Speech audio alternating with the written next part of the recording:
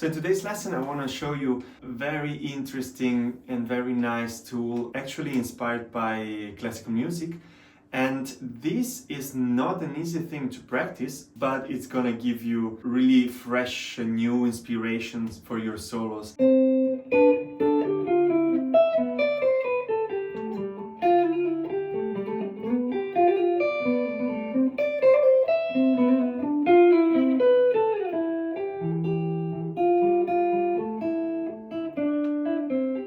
So the goal is to divide your hand in two players. So imagine that you have two classical musicians playing right here, and one guy is playing higher,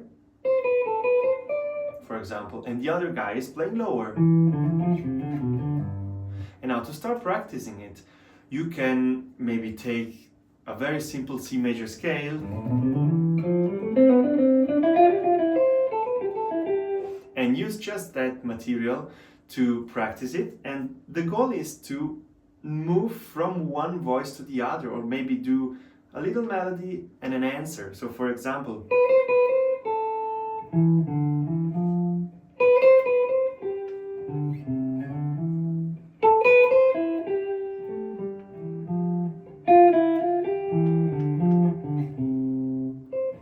so now that wasn't really counterpoint because I was just playing something and then holding the note and playing something else. But that's the first step. At some point you are going to be able to mix it up a little more, but start like that and try to practice that kind of things. So for example, what I just did.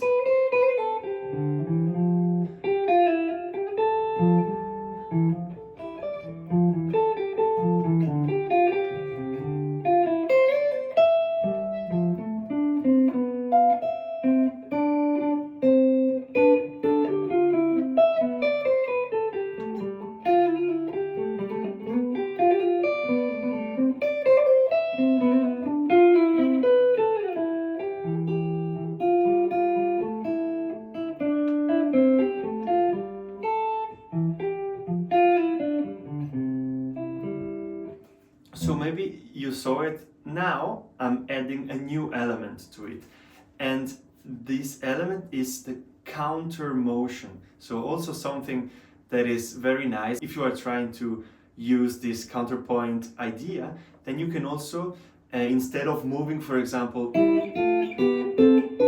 intervals in the same direction, you can move intervals in crossing directions. So if one voice is getting lower than the other voice, and so the voices have a counter motion. So one is going up, the other is going down. And you can mix that up with the actual counterpoint exercise. And how you can practice that? Once again, you take C major and you, as an exercise, you just play the scale backwards or upwards. And if we start here, for example, and we say, okay,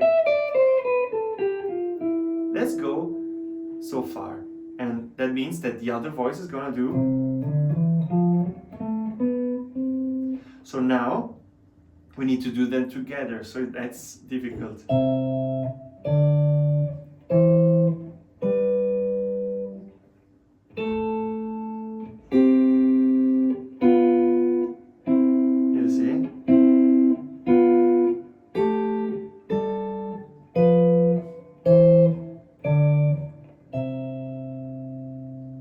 But it's very nice, it sounds good, and it helps you to open up your conception of your playing. Instead of being just linear and all fingers work together, then you can start to divide your hand like two players, which is very fancy and gives you many new ideas for your solo. So for example, if you want to try to mix that up, you can then start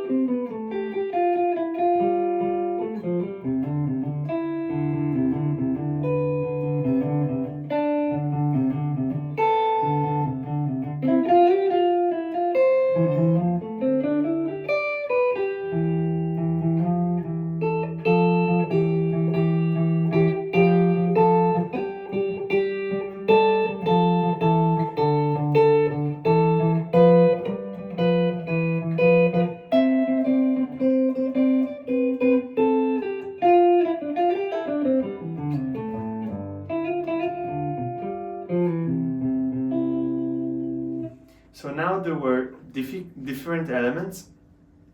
Some of the time I try to alternate the voices, then I try to play counter motions. Sometimes it was together but two different voices, and some other times I kept playing one note.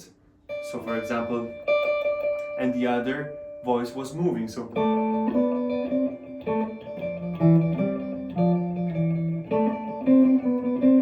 or something that is very classical is that kind of, right? This is also something that you can do, or the other way around.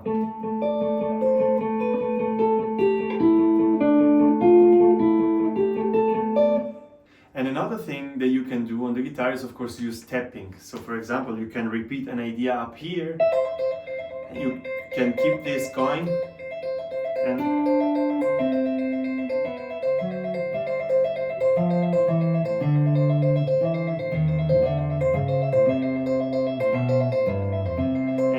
see how it works with another melody that you do lower, or the other way around.